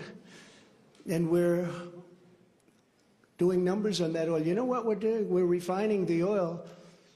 We have our refinery for that oil. It's really, I call it tar. It's not oil. It's terrible. We have real stuff. But we're refining it in Houston. So for all of the environmentalists, you ought to look at that, because all of that tar is going right up into the atmosphere. You just ought to take a look. It's the only plant that can do it. We have the only plants that can take tar and make it into oil, and that's what it is. It's a shame. But we were energy independent. We were going to be energy dominant. We were going to be supplying oil to Europe, all over the world. And then a tragic thing happened during the election. It was a tragedy, because you wouldn't have, think of it, all of the problems that you have today, I don't think you would have had any of them. You'd only have success. And that's what's ultimately going to unify this country and unify this party. We have a great Republican Party with tremendous talent. And we want to have unity, and we're going to have unity, and it's going to happen very quickly. And I have been saying lately, success will bring unity to our country, and it happened before. We had the best economy our country's ever had, and people were calling me that I would have said will never happen. It'll never happen. They wanted to get together African American, Asian American, Hispanic American, women, men, people with diplomas from the best schools in the world, and people that didn't graduate from high school. Every single group was doing better than ever before, and it was a beautiful thing. Our country was coming together. Our country was coming together. And now we have a very divided country. We have a country that a political person uses weaponization against his political opponent. Never happened here. It happens in other countries, but they're third world countries. And in some ways, we're a third world country. We're a third world country at our borders, and we're a third world country at our elections. And we have to stop that. We need a fair and free press. The press has not been fair, nor has it been free, but maybe someday they will be. They're being beaten up pretty badly. People aren't trusting them. They're not believing them. And really, it's a very important factor. The press used to be the policeman. It used to police our country. Now nobody has confidence in them, and we have to get that confidence back. It's so important for the success of our country. So important.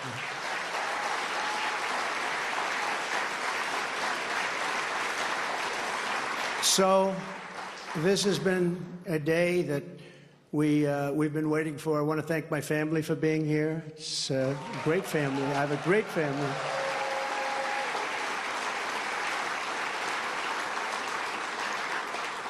They've had it very easy since I decided to run for politics. They say, thanks a lot, Dad. We appreciate it. But they're strong, and they're very capable people, and they love the country. They really do love the country, and we appreciate it. And I want to thank everybody at my staff. Susie, Chris, incredible job. Incredible job you're doing.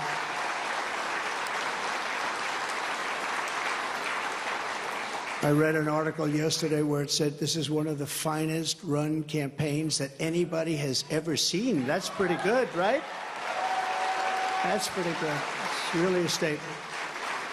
And we have no choice, because November 5th, it's right around the corner, November 5th is going to go down as the single most important day in the history of our country.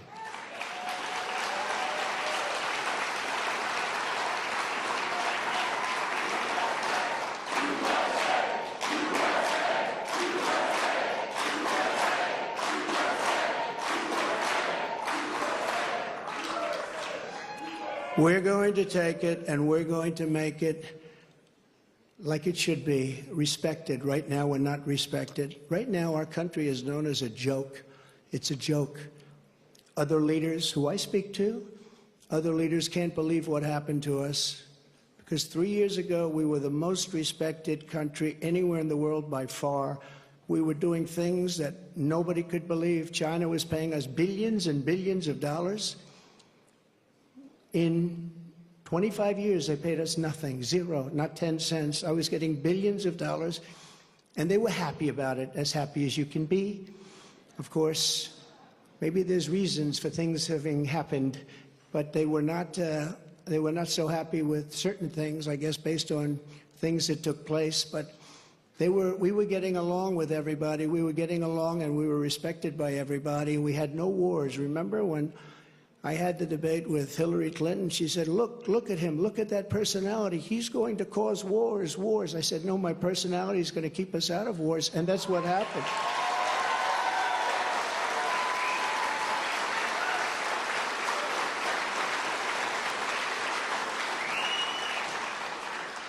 For 20 years, they were fighting ISIS. I defeated ISIS in 4 weeks. I got rid of ISIS 100%. 100% of the ISIS caliphate. And we had no wars, and we stopped wars. We weren't getting along with a lot of countries. All of a sudden, North Korea, which is a serious nuclear power, but North Korea came along.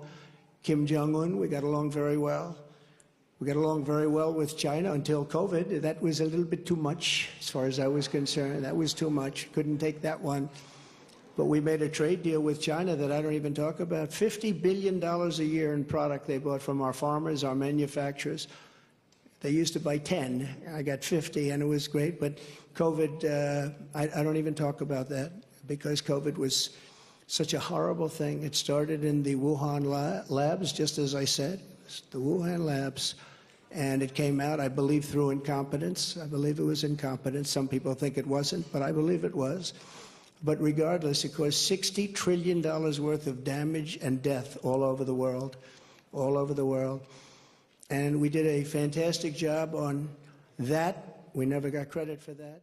Unbelievable job on that. Former President Trump live at Mar-a-Lago, speaking after winning at least 12 states tonight.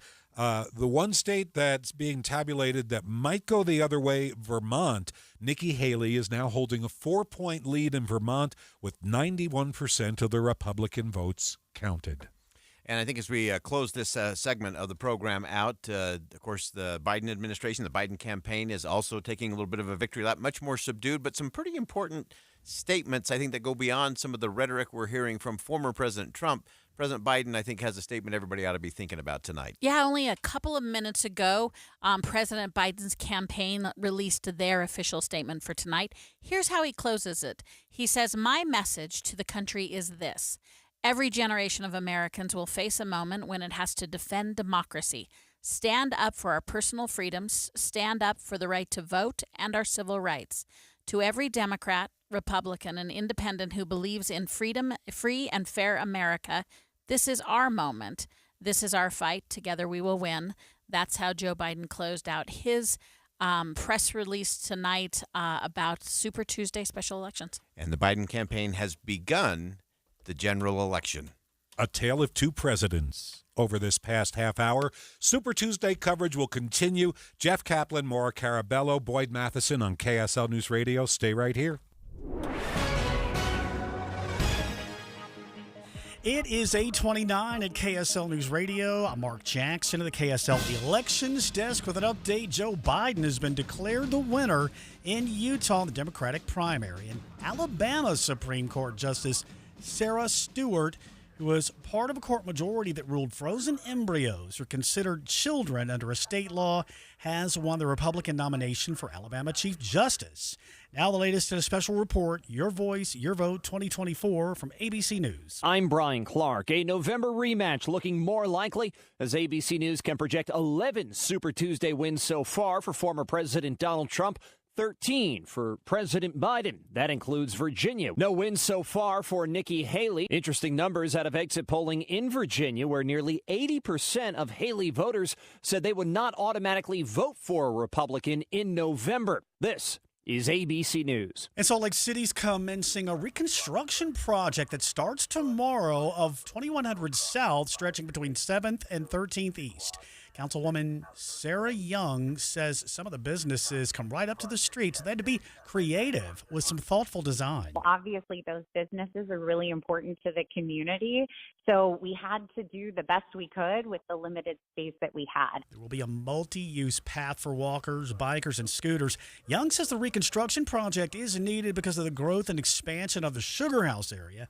Construction will take a year and a half. The public can view the design on the website, 2100southslc.com. And there is sports going on tonight on Super Tuesday. Big 12 basketball taking place. Number 14, Kansas, leading Kansas State 41-33 early on at Allen Fieldhouse in Lawrence, Kansas.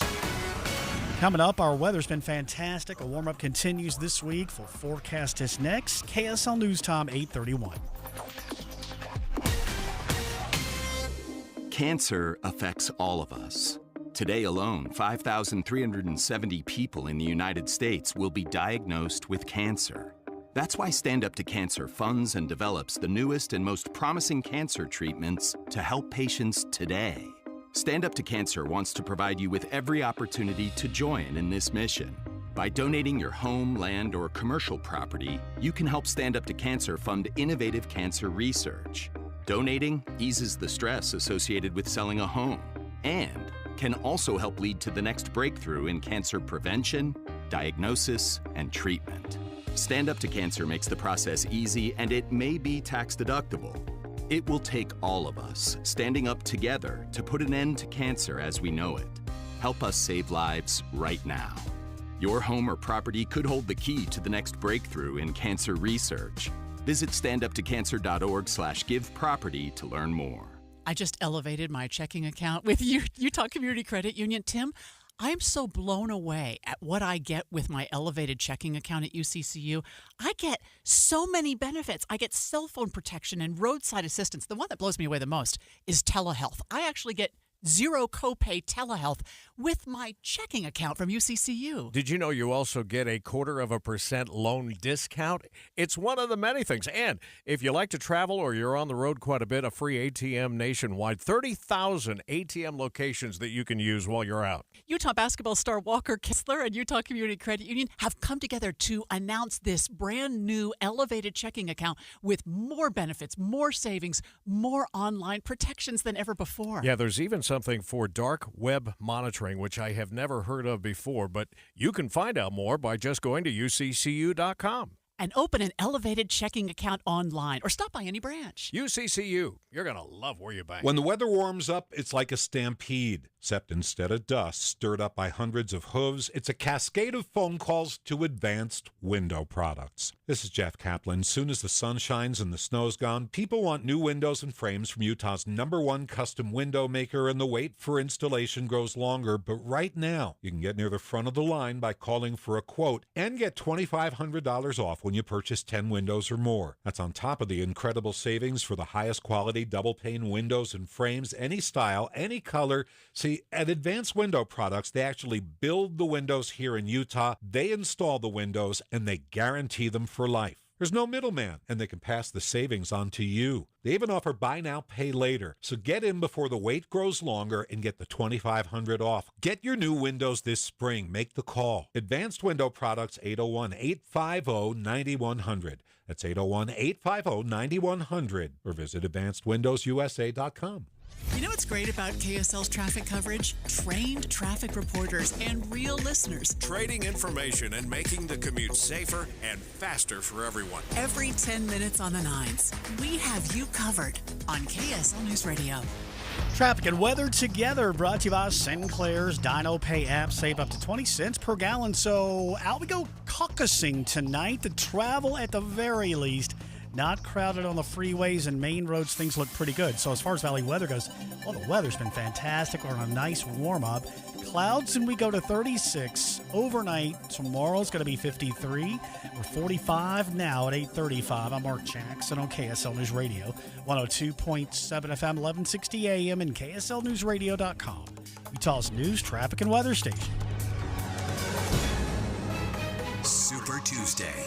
The race to decide the White House could be decided tonight. Over 800 delegate spots will be decided. Here in Utah, Democrats will cast ballots. Do you want something new? Go out and vote. It all begins by showing up. Coverage continues tomorrow morning starting at 5 and continues all day. Now, our hosts for live election results, Jeff Kaplan, Boyd Matheson, and Mara Carabello on KSL News Radio. We're pouring through some of the results and the predictions this evening, and it turns out we're noticing the New York Times did a pretty good job of predicting how these races in each state would turn out. You both have been looking at the numbers, Mara, Boyd.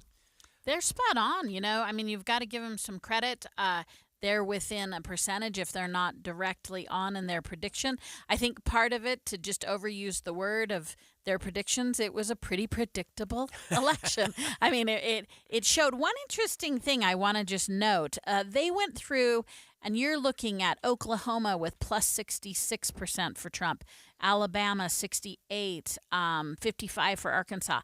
The projected win for Trump at this moment, these aren't the results, these are the projected win totals that the New York Times is doing their best estimate. It's plus 14. So Trump, of all the 16 races tonight, they're projecting that they are saying Trump will win, but they are saying that Utah will give him the slimmest win that he'll have tonight. A 14 percentage point win over Nikki Haley, and that would be the closest this evening anywhere? Yeah, I mean, if you're just looking at the estimates that the New York Times has predicted, and I'll tell you they're spot on so far with the races that have most of the votes counted. Yeah, and so it'll be Utah and Vermont will be the outliers in the country. We both like ice cream? Yeah. I thought, what do they have in common? That's true. I mean, Nikki Haley, to that right at this moment in time, there are 92% of the votes in, and Nikki Haley is at plus 4. Yeah, so she's up 4 points in Vermont, and again, the Utah race will probably be close. And I bet it's actually closer than 14 points. I think the New York Times is going to miss that one. I bet she gets into single digits. Nikki Haley will lose by single digits in the state of Utah. I want to go back to Vermont for a second. Is that an open primary where Democrats can vote in it? That's correct. Was that what's making it so close? I think that's what's the difference there is, again, Nikki Haley really appeals much more as a general election candidate than just a pure Republican primary candidate. Which is part of the interesting debate, I think, for both sides of the aisle. Right. Because winning a primary in the spring is one thing, and that's a good thing. You have to do that to get to the general. But if you don't win on the first Tuesday of November, it's all for naught. That brings up an interesting point, too, where usually voters are pretty fixed on their labels, who they are as a Republican or a Democrat.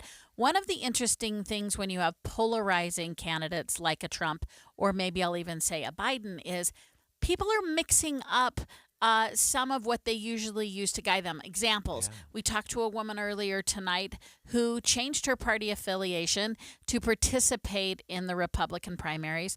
We've heard of other people changing their affiliation, and it's all a matter of where you stand. I mean, Boyd, I love what you just said about Nikki Haley becoming a really viable candidate for unaffiliated.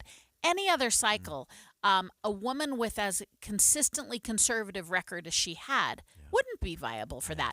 But if you put her next to a spectrum that is considered Trump, she suddenly seems like she's more of a centrist, and it all depends on where that window is. Yeah, and timing is everything in politics. Sure. And those windows open and close very quickly. And so that's always a fascinating thing to watch as well, because you have one candidate, they run 4 years earlier or 4 years later, could have ended up in the White House, but because of the timing and the dynamics and what was going on in the country, it doesn't always work out that way. Yeah, and with Nikki Haley, you have to wonder if the timing that she's waiting for is Donald Trump to go into court and have some problems. And that might be why she's staying in the race at this point. Well, there is an interesting argument around that. I don't think any of the legal issues are going to be wrapped up before they get to the convention for the Republicans in the summer. But if that did happen, she has some delegates. And so for no other reason than she has delegates, which if things changed, she would have some power, some influence at a convention. So it is an interesting thing just in terms of process. Not likely, but it's still part of the process. I want to ask you both about something we were discussing earlier before former President Trump spoke tonight, before Joe Biden released his statement. And by the way, there was a text message asking, are you going to take Biden? Well, President Biden did not speak tonight. He opted to just release a statement. But you both talked about how the tone would be set tonight when President Trump spoke. What kind of former President Trump would hit the podium at Mar-a-Lago? So what did you think of his address? You know, I mean, one of the things I'm going to do is juxtapose the visual cues from what he said. It was beautiful visualization. I mean, hats off to the staffing of that. I counted at first glance over 14 American flags. They were lined up. They looked sharp. It looked presidential, for lack of a better word. He was looking good. He was speaking extemporaneously. He's looking strong. I will say I thought his words were more the scrappy campaigner. I don't think he chose to go down the presidential route, and he's setting up what has been incredibly effective for him, which is this zero sum. If I'm not there, it's all going down, and which is an argument he's used effectively. But for me, it's a very I-centric message, and he's done very well with that. But I as a person, am the difference between you and happiness or sadness. Yeah, and it's very much a grievance message. Sure. These are the problems, and I'm here to solve and fix the problems. Although tonight it was much more a subdued version of that message. I hate to interrupt, but we have breaking news at KSL News Radio. The Associated Press has just called Vermont for Nikki Haley. So she's on the board tonight. She is on the board. Nikki Haley is on the board with a win in Vermont. And that's an important thing for the Haley campaign to say, look, we picked up a win. They won in D.C., again, pretty small. Vermont picks up another win. So it gives her at least a reason to say, look, there are some people out there. And if you look at all the numbers across the country, she can make the case to say, I want to keep having the conversation with the American people. And I think that's what she's going to continue to do. I'd like to continue the conversation about former President Trump's address and for President Biden's statement this evening that was released at about the same time that Donald Trump was getting on the stage at Mar-a-Lago. This was a subdued Donald Trump. He was very quiet, very level, but still making his American carnage speech, saying the country is now a joke and all the things that we've heard so many times before. Yeah. What do you take from that? Yeah, I mean, I think I heard him be a little more subdued the day before as well. He's had a couple of days. I mean, one of it may just be this is a heavy slog. You've got to get him. He's carrying a heavy schedule. I mean, he is going through that. But it is an interesting juxtaposition because while he's more leveling of his voice, his message is as fiery and as divisive in many ways as we've heard him become his custom. Yeah, and so still very much on that grievance politics kind of a approach to it, very subdued. I think this is also indicative of what we are likely to see and not see from the current president. I think we will see less of him on big stages, less of him giving major addresses. I think you'll see much more statements like what we saw tonight, which were beautifully crafted, very poignant in terms of this is the time for the American people to stand up for freedom and democracy and the future of the country. I think you'll hear a lot of those messages, but I don't think you'll hear as much of it directly from the President of the United States, except for when he has to. We talked about Thursday night, State of the Union. That's the one that I'm going to watch very closely. He's had a lot of time to prepare for it. It's a big stage. It's a world stage. And will he come out with kind of the fire and energy, or will he be more subdued and reflective?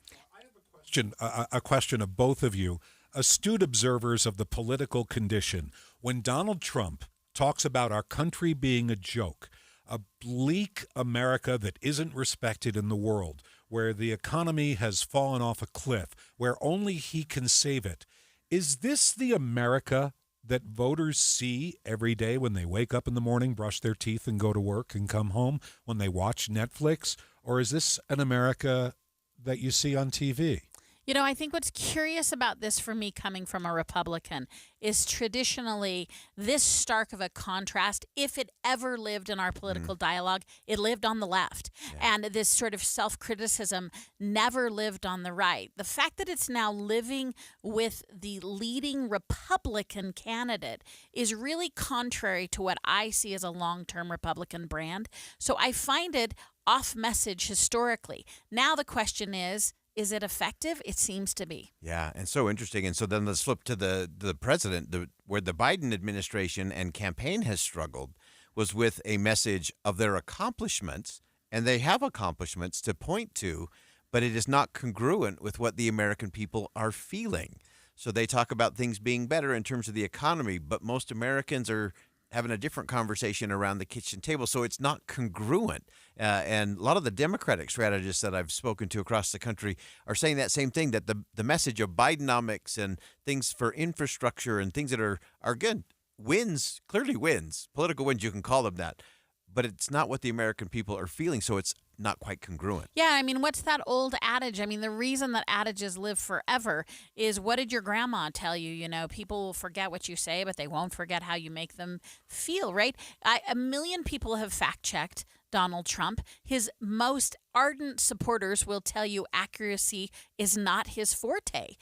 We've sort of left his accuracy behind and said he makes me feel, or I feel seen by him and heard by him. And so I think it's always interesting, the incongruence of to date it was as strident as I have heard him be sort of down on America. And back we go to where the discussion began this evening with the three of us. It's all about connection. Right. And whether the connection is made. Yeah. And we'll be back. Our coverage will continue. Super Tuesday continues. Utah's voting at the caucuses right now. Stay with us at KSL News Radio. For the ones who work hard to ensure their crew can always go the extra mile, and the ones who get in early so everyone can go home on time, there's Grainger, offering professional-grade supplies backed by product experts so you can quickly and easily find what you need. Plus, you can count on access to a committed team ready to go the extra mile for you. Call, click Grainger.com, or just stop by. Grainger, for the ones who get it done. It's a mystery where Old Spice finds its amazing scents like Himalayan sea salt, but I'm thrilled they have, because no other body wash exfoliates and moisturizes 24/7 like Old Spice Gentleman's Himalayan Sea Salt Body Wash. Now, if only there was a mountain range separating the Indian subcontinent from the Tibetan plateau where I could hide my Old Spice and keep my family from stealing it, my impossibly smooth skin will finally be safe. Held over due to popular demand. This is a once-in-a-lifetime opportunity to save 40 to 80% on a hot tub and swim spa. This weekend only, Friday through Sunday, Utah State Fair Park. Be advised, this is a once-in-a-lifetime opportunity to save 40 to 80% on a hot tub and swim spa. This weekend only, Friday through Sunday, Utah State Fair Park. 18-month interest-free financing. Our factories have demanded we sell 1,000 hot tubs and swim spas this weekend. Utah State Fair Park. Huge factory incentives, factory rebates, this weekend only. Utah State Fair Park. We can remove your old hot tub. Free delivery of your new hot tub. Hot tub starting at $2,999. Utah State Fair Park. Free delivery of your new hot tub. Just relax and enjoy. Utah State Fair Park. Friday, noon to 8 p.m. Saturday, 10 a.m. to 8 p.m. Sunday, 10 a.m. to 6 p.m. Free admission, free parking, free delivery. Utah State Fair Park. Call 833-SPA-SALE or visit hottubandSwimSpaSale.com. At KSL News Radio, we have a 30-year legacy of honoring Utah teachers, but we can't do it without your help. Please tell us about an important teacher in your life on the KSL Teacher Tribute Wall, presented by Cypress Credit Union. Each month, one lucky teacher wins a $500 gift card from Cypress Credit Union, a $250 gift card to Harmon's, plus season tickets to Hale Center Theater. Say thanks to your teacher today at kslnewsradio.com/teacher from Cypress Credit Union and KSL News Radio. Your tax refund belongs to you, not an identity thief. Over $6 billion in tax refunds were flagged by the IRS for possible identity theft in 2023. If you're in a bind this tax season, LifeLock can help. Our U.S.-based restoration specialists are experts dedicated to helping solve your identity theft issues, and all LifeLock plans are backed by the $1 Million Protection Package. So we'll reimburse you up to the limits of your plan if you lose money due to identity theft. Don't let someone else enjoy your refund. Save up to 25% your first year with promo code NEWS at LifeLock.com. To thank you for 40 unforgettable years, Dell Technologies is celebrating with anniversary savings on their most popular tech. For a limited time only, save on select next-gen PCs like the XPS 13 Plus, powered by Intel Core processors, and more. Plus, curate your dream setup with great deals on select monitors, mice, and more must-have electronics and accessories. When you shop online at Dell.com/deals, you'll have access to leading-edge technology and free shipping on everything. Again, that's Dell.com/deals. At 8:50 on KSL News Radio, I'm Mark Jackson of the KSL Elections Desk on Super Tuesday, where the Associated Press has called Nikki Haley the winner in the state of Vermont. More now in a special report, Your Voice, Your Vote 2024 from ABC's Daria Albinger. With most of the polls closed, it's looking like the 2024 race for the White House could be a rematch of the 2020 election. ABC News projecting President Biden will win all of the primaries so far and the Iowa caucus, but not the caucus in American Samoa. Jason Palmer, a write-in candidate, is projected to win that one. Former President Trump is projected to win all of the contests so far. The polls are still open in California. This is ABC News. Listen for complete results, analysis, and reaction to tonight's vote. Our Super Tuesday coverage continues on Utah's Morning News tomorrow between 5 and 9 on KSL News Radio. We're waiting for any substantive numbers from the Utah Republican caucuses. Jeff Kaplan, Maura Carabello, Boyd Matheson from Inside Sources, all here live in the studio at KSL News Radio. At least anecdotally, are you hearing numbers from the state caucuses? We're hearing a few things coming in terms of reporting. Obviously, it's still very early in terms of reporting. I think about 12% of the precincts have weighed in so far, so not a whole lot of votes tallied yet on the presidential side. So we'll continue to watch that and update those as we go along and see. There does seem to be some anecdotal evidence out there in terms of different places we've heard from around the state. Clearly, Nikki Haley has done well in some places like Cache. You'd expect her to do very well in Salt Lake County in particular. And so there are some interesting places there, and we'll see how that continues to play. You know, I want to give a shout out to Utahns tonight because it's suspected, it is predicted that Trump will probably pull out a victory in Utah, but it is not going to be a foregone conclusion. It's not going to be an 80%, 20% like we're seeing in some other states, which I think reflects the fact that Utahns are really grappling with the decision that they have to make. And again, one of the reasons it's so important is the likely inevitability of this being a Republican state in November. These early contests really are, if the theme of this election is it's a battle for which Republican Party is going to show up, Utah's giving it a go. Yeah, and having the better conversation. Again, regardless of where people are or right. who they feel they want to support come November, that's great. But the process matters. And this is one of the reasons that I like what we do here in the state of Utah. We have lots of different paths and options for people to participate and be part of it. But it's the process that matters because that's where we get to better conversations. And if you want to get to better conversations, you got to know your neighbor. You have to understand your neighbor. You have to listen to your neighbor. This is a good practice in that tonight. And I think one of the things that we should take away, that I hope we take away from nights like tonight, is to be radically curious about things. You know, why is it that Cache County voted a certain way? Why were there so many Democrats showing up at a certain precinct tonight and having a great conversation about it? Why do they think that's good policy? Why do they think that's good for the community? Because if we lose our curiosity, that's what causes me the most fear about the future of the country. If we stop being curious in our conversations, then we're really in trouble. Right, and as I look in the caucus night closing, I think one thing it would be for engaged voters to think about is that we had two distinct systems tonight. The Democrats went with a pretty traditional system in which you could mail in your vote and participate via a mailing ballot, and the Republicans really doubled down on this sense of neighborhood caucuses and communities. In Utah, we've had a little bit of a kerfuffle about our caucuses over the few years. I mean, I'll out myself as having led Count My Votes ballot measures, but there's been a contest about where and what the value is of meeting as a caucus beyond just electing delegates for the party. Well, tonight you have both. From our point of view in the news center, looks like they've both been pretty successful. They both have seen outcomes and turnouts. But I would say to the voters in the new era where we are talking about how we want to vote and how to participate, is it more important that more of us participate in these early decisions, or is it more important that those of us who are the most committed participate?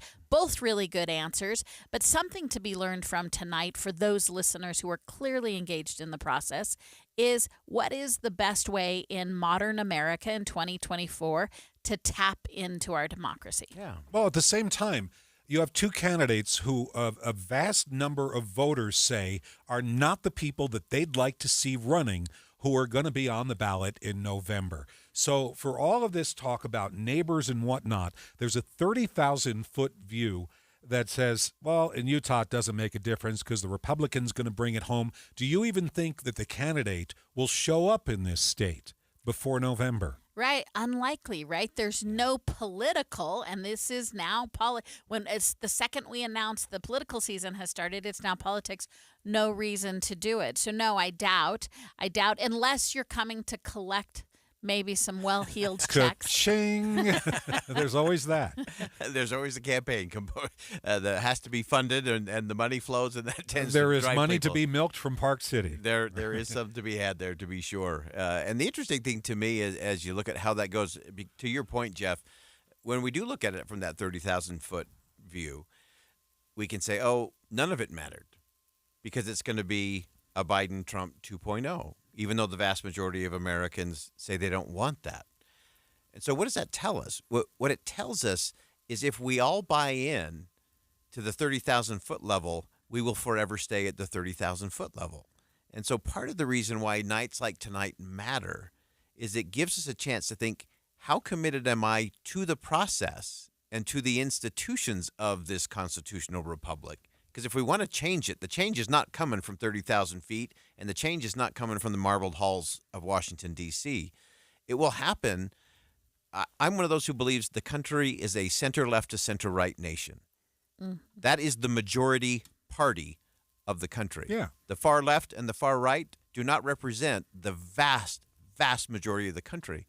And so we all have to engage. If you want different, you have to do different. And that's a we the people problem. So I'm going to springboard from where we started and what Boyd just said to saying that's doubly true of your local elections. And yes. What we know this cycle is there are a lot of state house races particularly and some state senate races that have competitive primaries right now. So tonight, if you missed tonight or if you chose to be with us instead, you still have conventions that you can go participate in, and you definitely have primaries that you can participate in. And as Boyd said, if you don't like what's going on at 30,000 feet, then bring it down to your atmospheric level by participating as we come along. And Utah, we have a ton of hot races, from county races, a U.S. Senate race, every obviously House race, but we also have a lot of state races. There's a lot of chances to make a difference in how your community is taxing you, how it's working for you, how it's working for your families. All the places where the rubber meets the road, all starts the community. Our politics may be broken on the national level.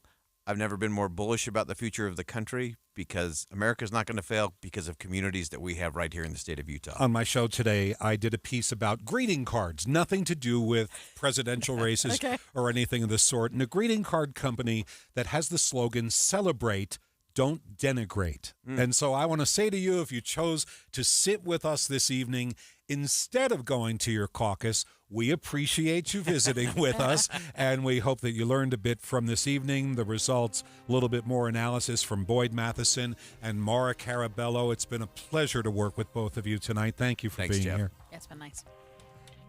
Coverage will continue of Super Tuesday on Super Wednesday morning with Tim and Amanda. Be sure to listen when you wake up.